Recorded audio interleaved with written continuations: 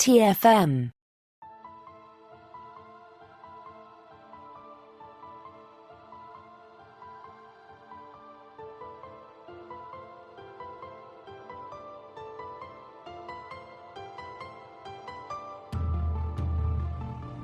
Welcome, Boomers, to another episode of Warp 5, our dedicated Star Trek Enterprise podcast. I'm Christopher Jones, and with me, as always, is my esteemed co-host, Matthew Rushing. And Matthew, I know this isn't the sort of thing that we usually talk about here on the podcast, and I don't want to embarrass you or anything, but I heard that you learned several new conjugations since our last show.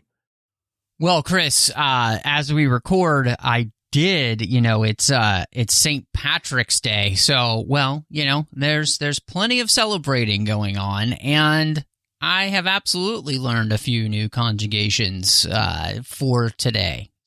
Well, if it's related to St. Patrick, I guess those must involve some green things as well. Yes, and lucky I learned them. Well, we are going to talk about someone else who learned several new conjugations in the episode 2 Days and 2 Nights as we continue our 20th anniversary rewatch, and that person would, of course, be Hoshi. Before we jump into that, here's a quick rundown of the episode. After several detours, the NX-01 reaches its relaxation destination, Risa. Plans for 2 days and 2 nights in paradise take an unexpected turn for everyone involved, including Porthos. Hoshi learns Risan in a day and several conjugations in one of the most challenging languages she's ever encountered. Trip and Malcolm find out the hard way that flirting can be dangerous. Travis tumbles down a rock face, and Archer is once again confronted with the mysteries of the Suliban. Meanwhile, aboard the ship, Phlox hibernates. So, Matthew, it's been a long time coming. We've been headed to Risa for several episodes. We finally have arrived. And what do you think about having Risa in the prequel series? It's interesting that they would use this because it's something that we obviously didn't see in the original series at all, and we didn't know anything about really until TNG, and then, of course, it's brought back in Deep Space Nine.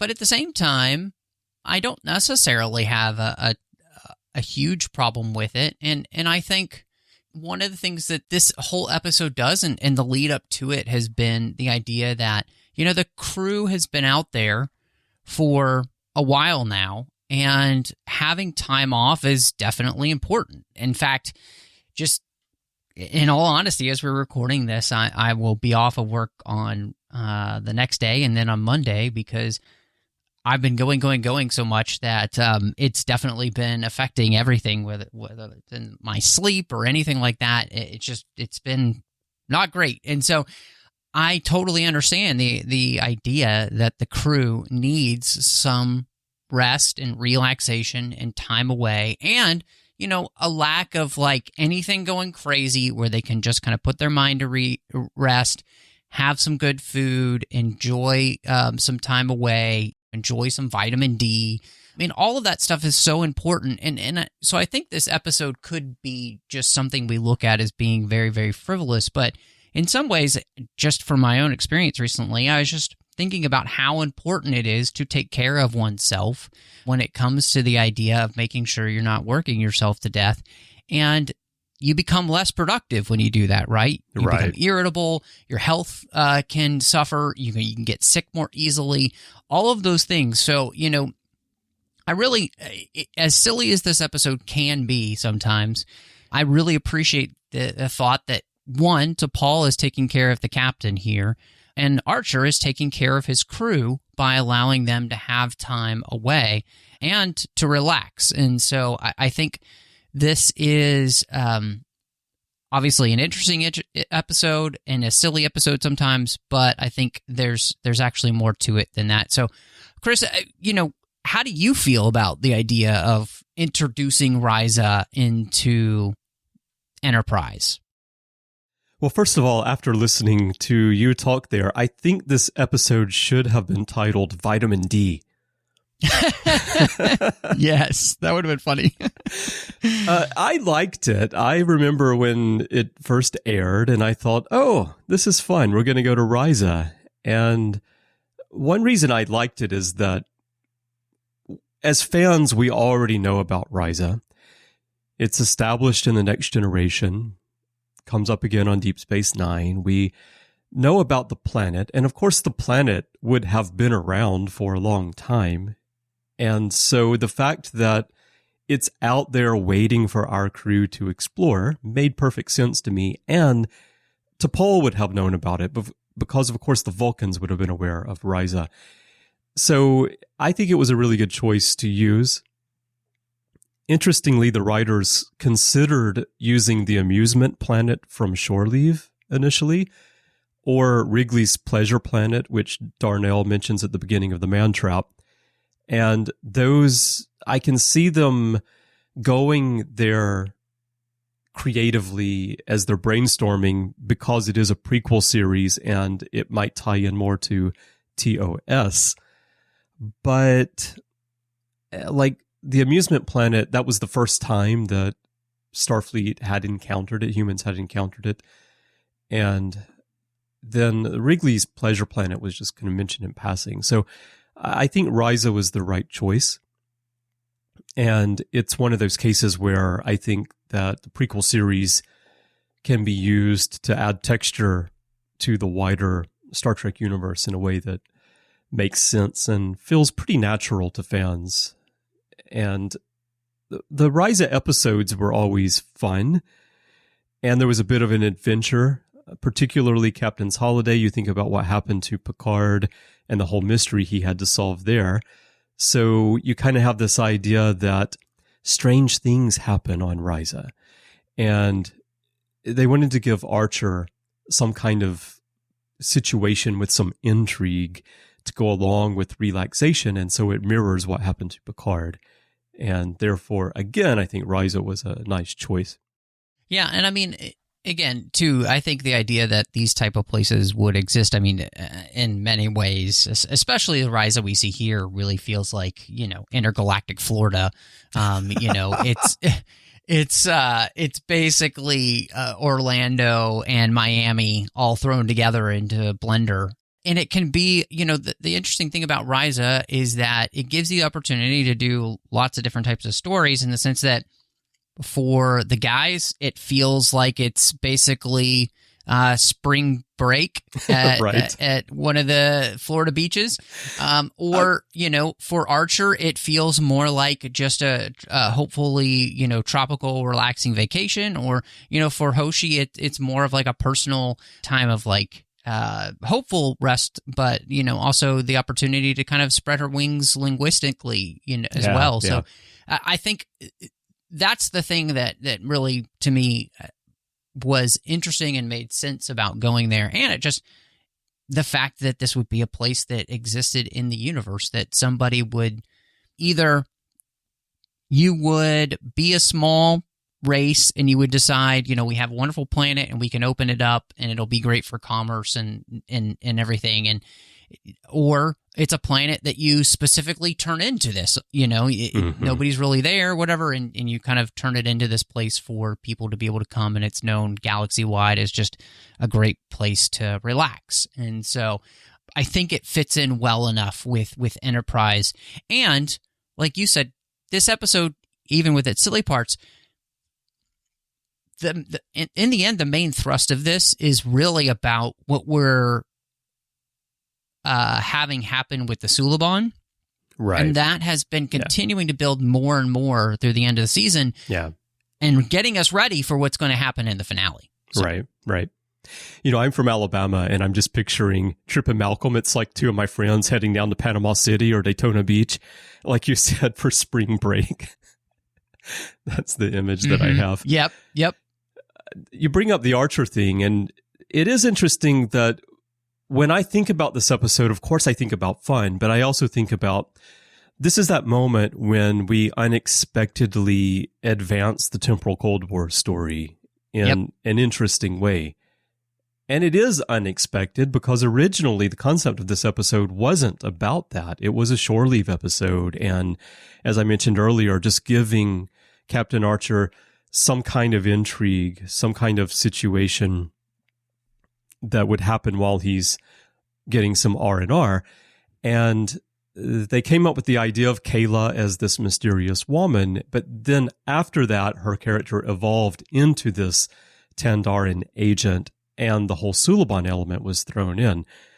So it's a case where the story taking time to evolve during the writing process turns into something that I think is a lot more meaningful than what we would have gotten originally.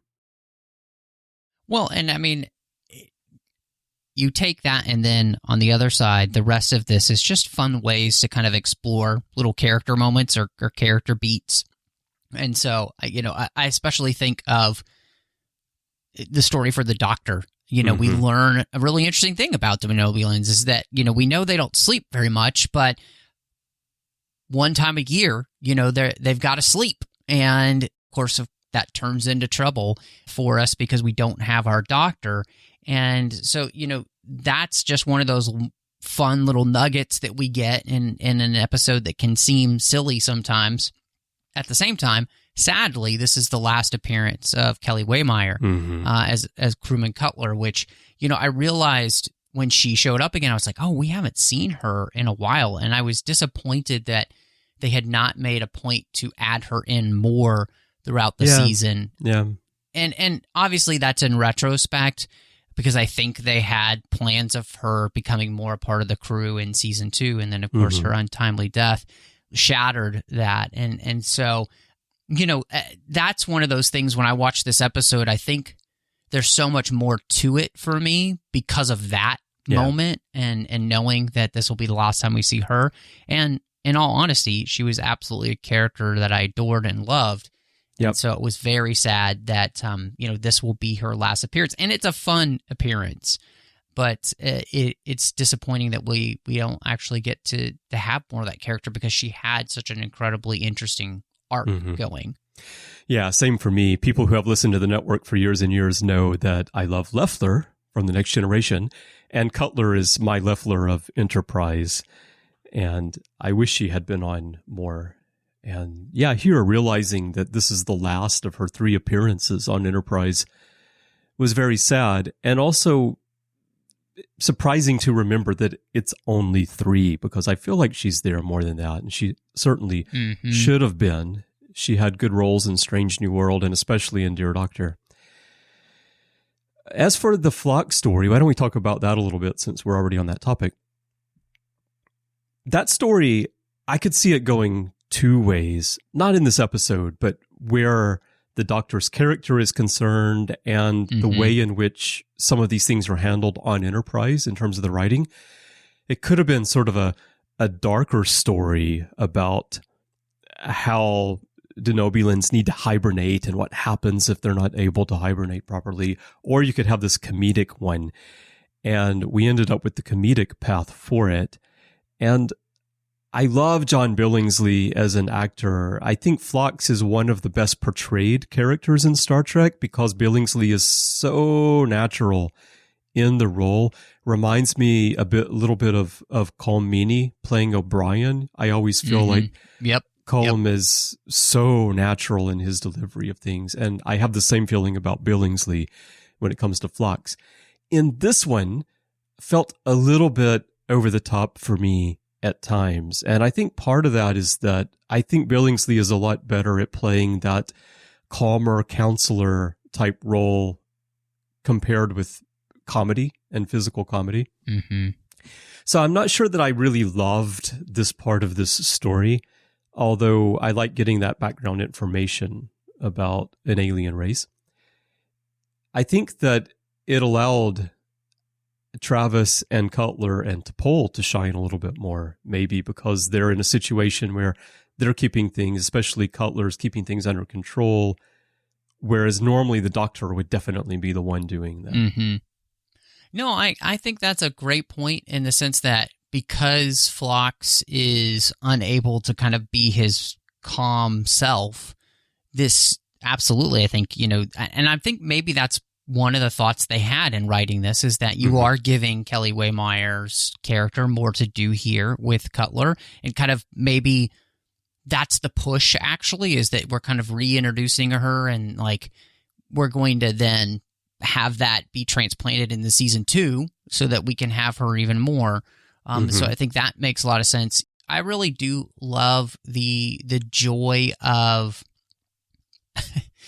having T'Pol try to deal with Phlox like this is actually pretty funny. I think that's the funnier part of this episode is her like, oh my gosh, what have I got myself into right. kind of faces. And I think what it does add an interesting aspect is that Travis comes home to the Enterprise because he wants to be with his own doctor, and yet now his doctor is basically almost high, it seems like. Right. And so he's like, I actually think the episode, it might have done itself a favor if it had possibly focused slightly more on Travis's story here and his kind of like discomfort and all of that, more so than the over-the-top comedy that we're getting with Phlox. Because I do agree with you, it is a little bit overdone, and but at the same time, it kind of shows just how great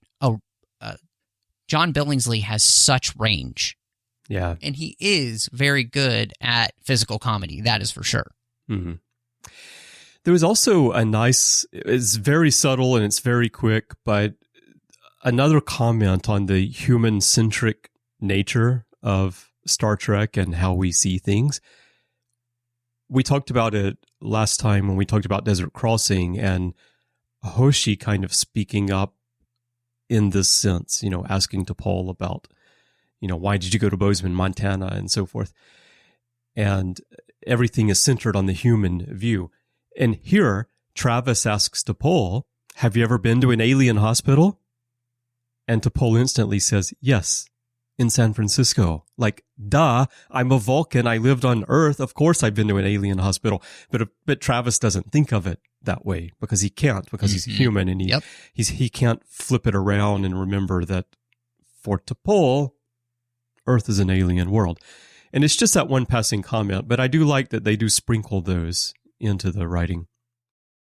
I 100% agree with you. I think that was actually one of the best little moments of the episode, because I think it does put into perspective, you know, especially for Travis, that thought of like, oh, yeah, that's right. T'Pol isn't one of us. And I think in many ways, you can read that two ways, right? I think he's become so comfortable with T'Pol, he doesn't necessarily see her that's a good point. You know, Vulcan anymore, because she's a part of the crew. Right. And in some ways, I think that's a good thing. But then to be reminded that, yes, she isn't human, and for her, everything human is alien, is a fantastic reminder. Just to, and not in a way of like, oh, we have to always remember that T'Pol is different. No, it's just that that's her experience. So I think there's a lot of like little nuance in there, and that's kind of the thing I almost wish we had just dug into a little bit more in the episode, because I think there's something really interesting there. Like you said, it's we had that moment with Hoshi, and then you know, just a couple weeks ago, and now we have this little moment here with Travis, and they are these just little teachable moments and little things that help Enterprise remind us that this is a prequel and these characters are coming from very different places. And so, yeah, I love that. I mean, your comment about Travis being comfortable with her is a great one, because I sometimes have to make myself remember, and then sometimes I kind of look at the news, for example, with a puzzled face, because for me, I've lived almost all my adult life in Japan. And here, you know, when you're an expat and you live in a city like Tokyo, you are always with people from many countries, people from all over the world. You know, the companies that I have worked in, who I work with now, have dozens and dozens of nationalities. We all work together, and we're also all expats. So we're all in a similar situation. And when you're like that, you start to not see people anymore as being from this country or this race or that race or this sexual orientation or that gender or whatever. All that stuff kind of melts away, and you're just a group of people together with a shared experience. And so that's how I see the world. I really don't think about people's nationality, race, color, gender, sexual orientation, things like that. It's not a factor to me. You're just a person who I know and who I'm friends with, who I work with and all. And the reason I say I sometimes look with a puzzled face when I'm reading news and all is that around the world, especially in some cultures, and the US is one of those, so much focus is placed on defining people and putting people into these categories that I think it creates a barrier to us being able to advance as a society and reach the Star Trek future that we all watch and aspire to. And so, you know, that is a great point that in this episode, the fact that Travis doesn't stop and realize the absurdity of what he's asking T'Pol is that he's used to her. She's T'Pol to him at this point. She's not that Vulcan who's on the ship with me.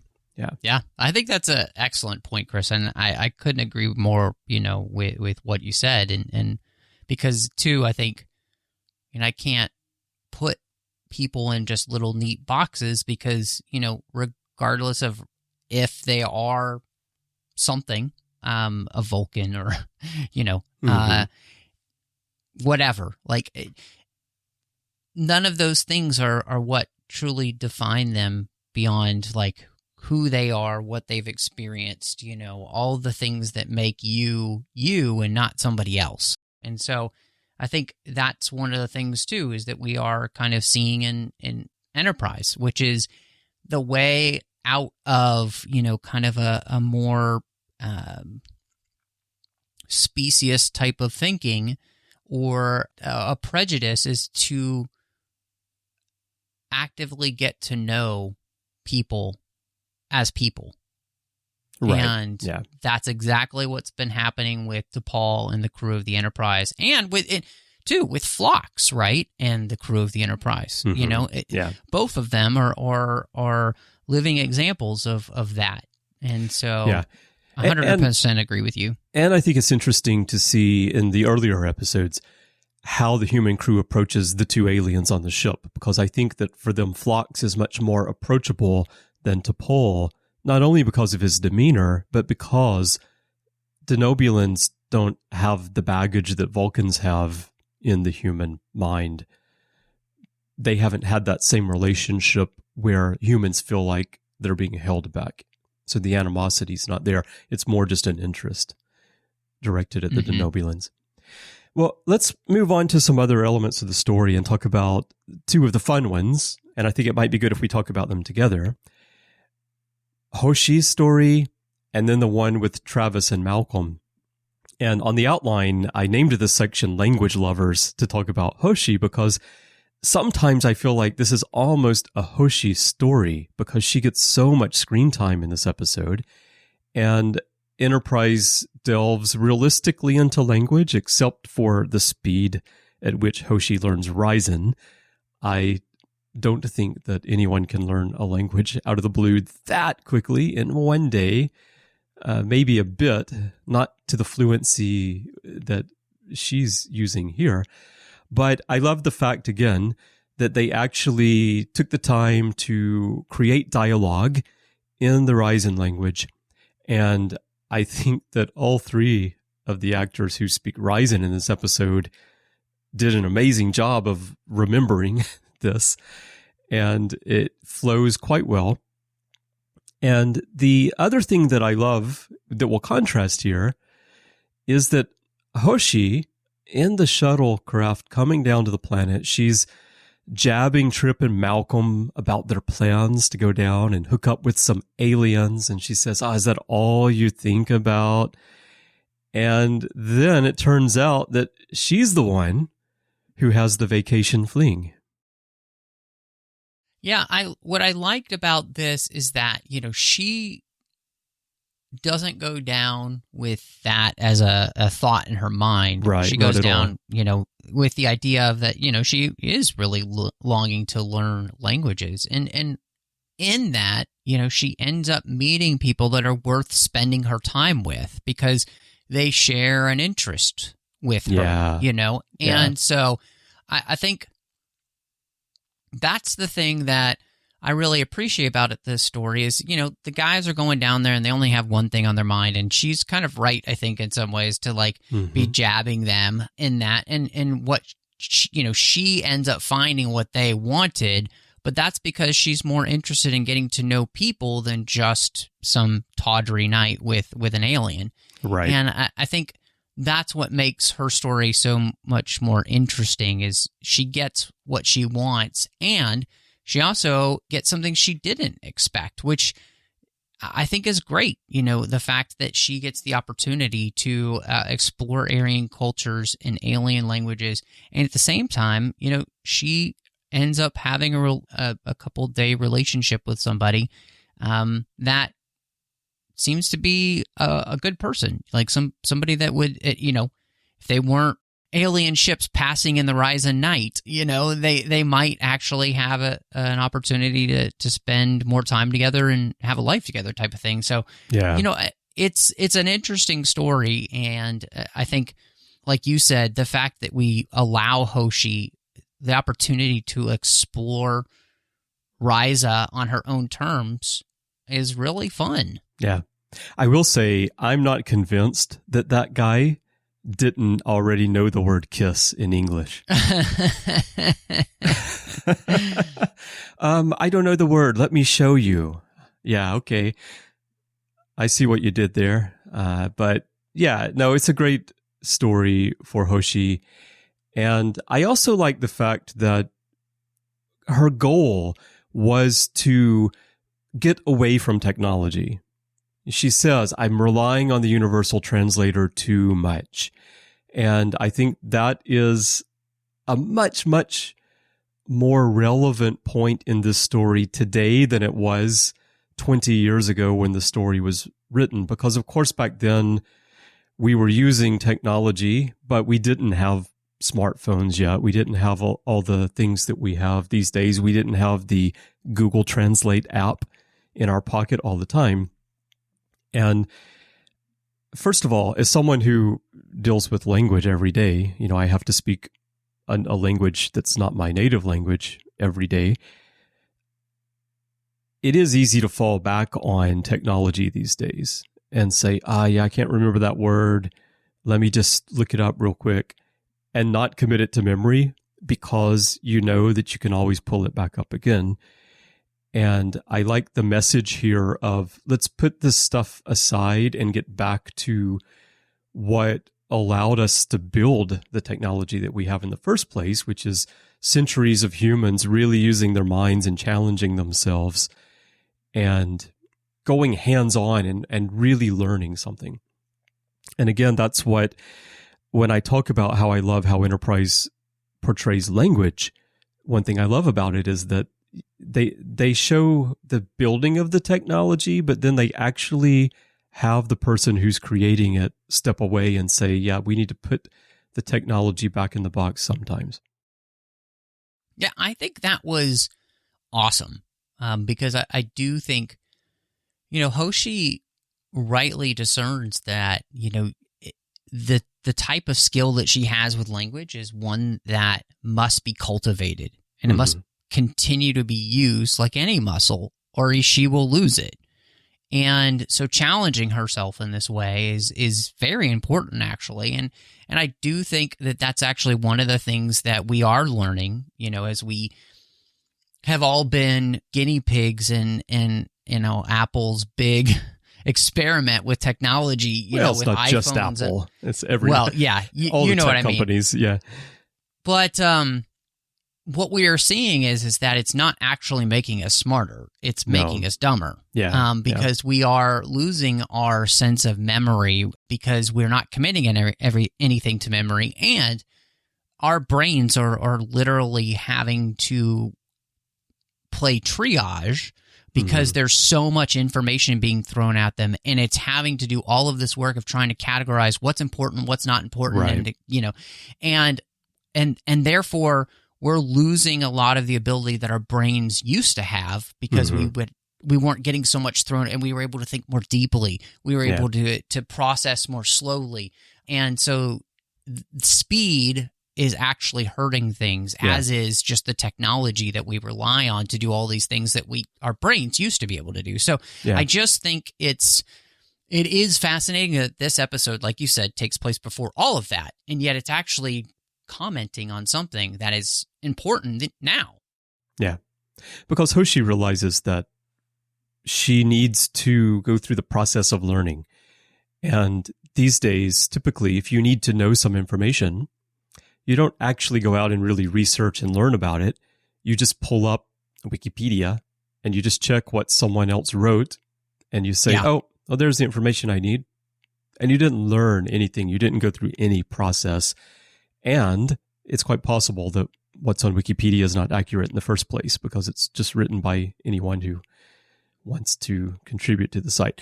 But at any point, I like this bit of commentary, and I think that it was very forward-looking at how technology could impact us, and sharing that message in the setting of a story that's all about technology. They're in a starship that can travel faster than the speed of light.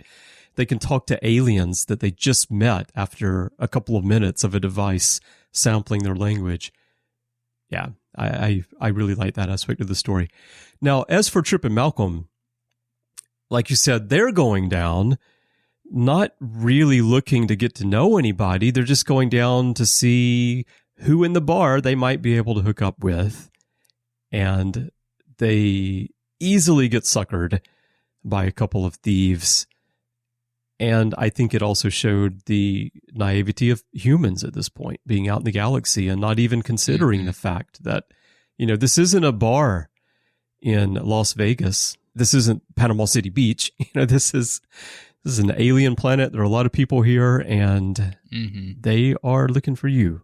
What I think is really interesting here, too, is that, by going down with this motive, what we kind of see is that they pay for it because they're easily taken advantage of. Yeah.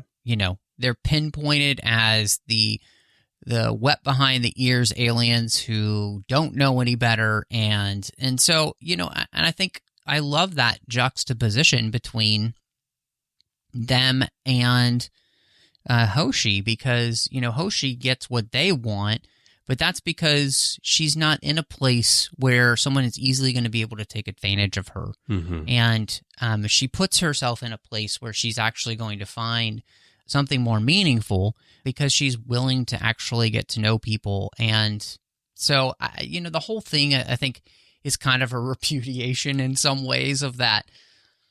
I hate to say it, like the hookup type culture, like you're going to get played and you kind of deserve it if that's all you're looking for in some ways. At least that's what I feel like the episode is saying. And they kind of deserve it. I don't feel sorry for the guys at all for what happens to them. They made their bed and now they have to lie in the dirt in it, Right.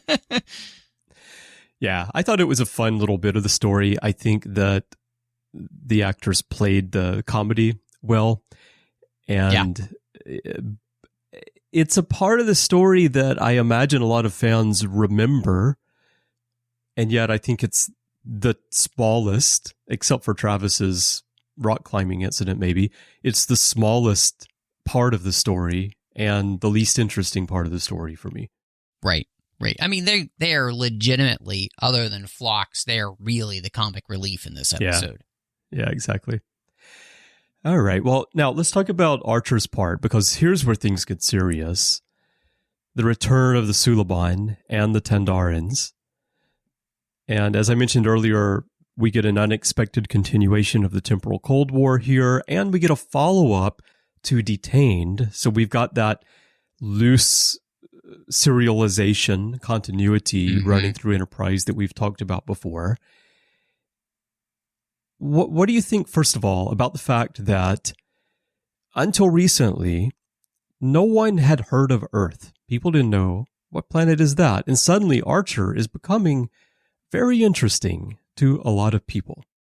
I really, this part of the episode was so fascinating to me because I loved that, and we've seen this before, right? We just saw somebody hunt down Archer because of his reputation. Yeah. And so this really picks up on that previous episode and continues that theme of people kind of hunting him down and trying to press him for information. And I think here they really underestimate Archer, thinking that he's easily going to be fooled. And part of that, is the way in which he's pushed. And I think it's too much of a push, really. She begins to push way too hard on this issue, and it just seems way too implausible. Mm-hmm. And Archer puts the pieces together and realizes, no, this is not what is being portrayed to me. And, I really appreciated that this isn't a story where we're going to have Archer fall for a pretty girl and have something bad happen to him. Mm-hmm. He's a competent captain. And I think that's what this shows to me, is that he's not easily fooled. Mama didn't raise no fool. And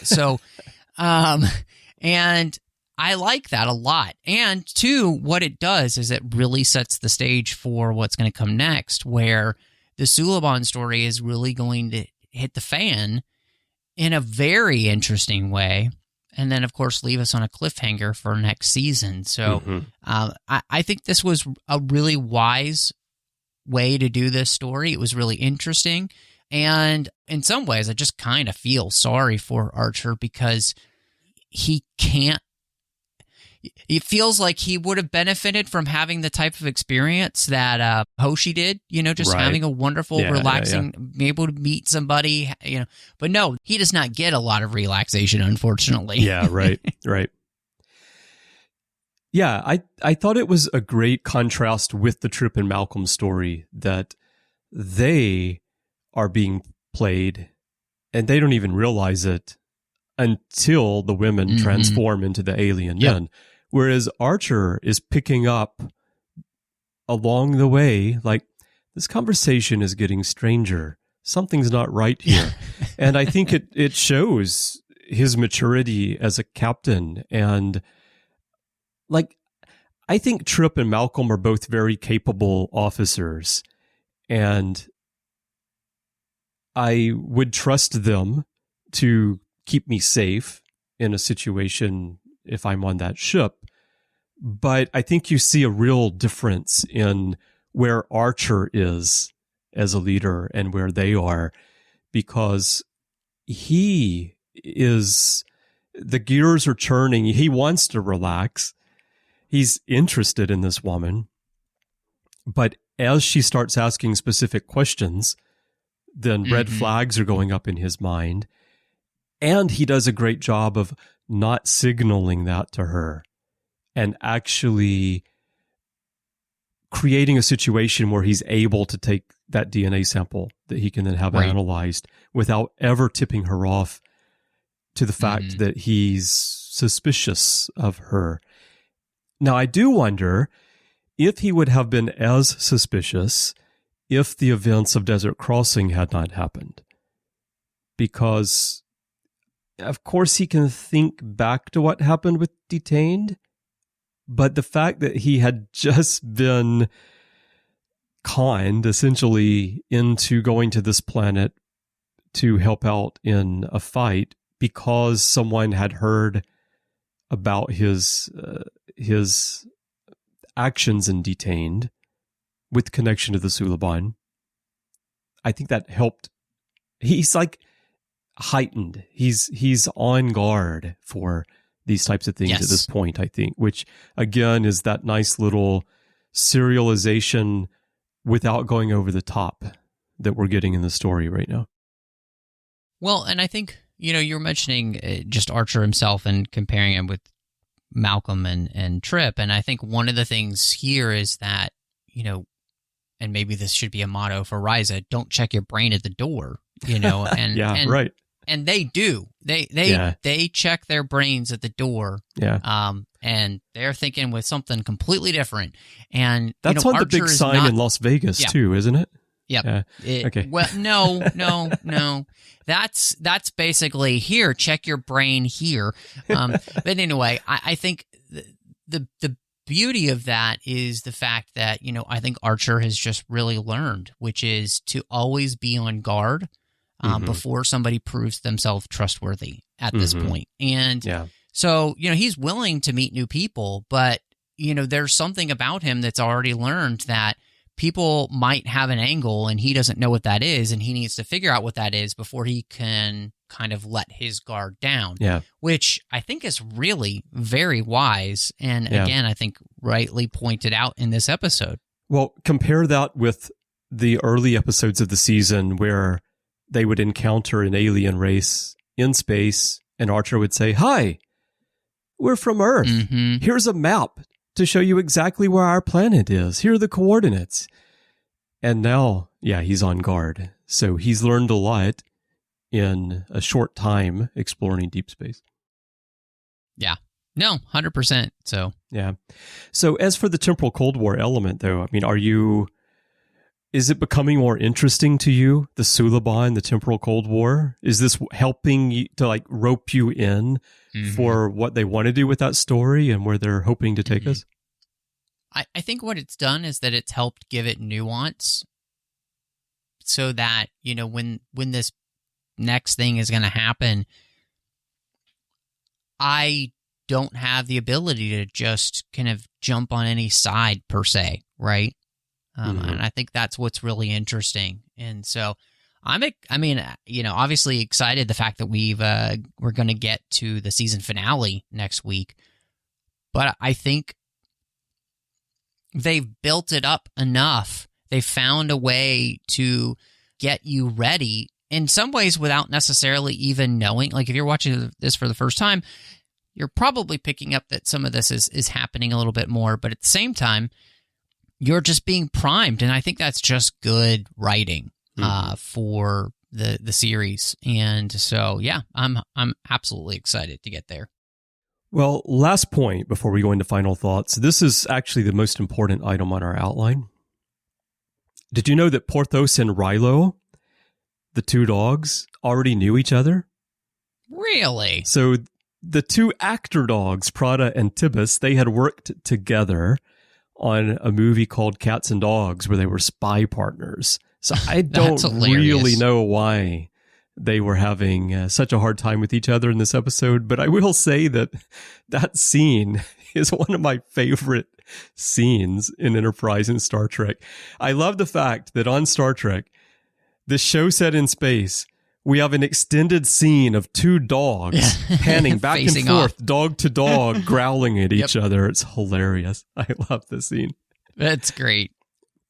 And the other note is this is actually Prada's last time appearing as Porthos because his stand-in, Breezy, took over the role full-time after this episode. So thank you, Prada, for all your wonderful work in season 1 as Porthos. Yes, excellent work. All right, Matthew, what are your final thoughts and what's your rating for 2 days and 2 nights? I think this is, and I'm sure some fans could probably have an issue with this episode because there is a part of it that feels very frivolous and everything, but I think it's one of those things that's like, you have to, as you're writing a season, have some up and downs, and what's interesting is obviously this episode has a lot of intrigue, but then there's a lot of fun to it, and that's because that next episode is going to be heavy. Right. And so I think they did the right thing, and I would give this, it's not the best episode of the season, but it's a good 3 out of 5. It's above average, and it's an enjoyable rewatch, but it's not as though it's one of those episodes that, you're going to watch it, it's just going to stick with you for a really long time. Yeah, I probably the same. I enjoy the episode. I love Hoshi's part in this episode, and overall the story is fun. I like the fact that we're getting a bit of continuation here with the Suliban. I think that they did a nice job of taking comedic elements and serious elements and frivolous bits and then bits that advance the story and just rolling it all up into one fun story that's very well produced visually. And it's not one I go back to and watch very often, but I think that it's a nice little softer, fun moment, as you say, before we jump into the finale and the big events that are happening. So I'm going to give this one 7 captains in rotation. Nice. All right, everyone. Well, we would love to hear your thoughts on 2 days and 2 nights. There are many ways for you to share those. The best way is to go to Facebook and join the Babel Conference. That's our closed listeners group. If you're a member, you already know how it works. But if you're not, just type Babel, B-A-B-E-L, into the search field, and it should come right on up. If not, just type the whole name, the Babel Conference. It is a closed group, so if you're joining, please answer the questions and agree to the rules of the forum so that I can let you in. We'll put a post for this episode there, and then you can share your thoughts with us and fellow listeners and just have a great chat about 2 days and 2 nights. If you'd like to send us email, you can do that as well. Just go to our website, trek.fm/contact, use the form there, choose to send to a show, and choose Warp 5, and that'll come to Matthew and me by email. And of course, you can find us on Twitter. Our username is TrekFM. That's also our username on Instagram and everywhere else in social media. And we would love to hear what you think about the episode. Now, Matthew, when you're not learning those new conjugations, where can people find you? Well, when that's not happening, you can find me all over social media, like Twitter, Instagram, Letterboxd, Vero, all of those type of places. I'm under the name MattRushing02. And then, of course, here on the network, we've got an entire side of the network that's not devoted to Star Trek. It's devoted to all of the other fandoms we love, and that's called the 602 Club. And so you can check that out, of course. We've got some bonus shows that we do in there as well. That entire feed is just packed with goodness. And, of course, doing Literary Treks, The Orb, and The Artificial Tango. So Literary Treks is about the books and the comics of Star Trek. The Orb, Chris, you and I get to talk about Star Trek Deep Space Nine. And then on The Artificial Tango, I'm so excited to be doing that with you. I don't know about you, but, getting to talk about Star Trek Picard Season 2, which, we've had 2 episodes so far. We've really been liking it. So hopefully everybody will join us there for those conversations. And then over on the Nerd Party Network, I did a Finnish show called Owl Post with Dre Kaufman. Talked about every single chapter of the Harry Potter series, 1 chapter at a time. And then John Mills and I discussed Star Wars over on Aggressive Negotiations. But Chris, when you're not just enjoying the nice feel of sand in your toes and the wind whipping in your hair, nice umbrella drink, where can people find you? That's what I could use right now. I was jealous when you said earlier that you're taking some time off, because I'm right at the end almost of a magazine production cycle right now, and I am in great need of some R&R myself. But yeah, when I'm not doing that in my mind, you can find me, as you mentioned, on the network, talking DS9 with you on The Orb, talking Picard on The Artificial Tango. By the way, that show used to be The Line, so if you're already subscribed to The Line, you'll be getting The Artificial Tango in that rebranded feed. But if you're not, check it out, because we've had a great time talking about the 2nd season of Picard. A really fun story so far. Then Larry Nemechek and I do the Ready Room from time to time. I've also got Interphase and a lot of other stuff going on. So check those out if you want to hear more of my thoughts on Star Trek.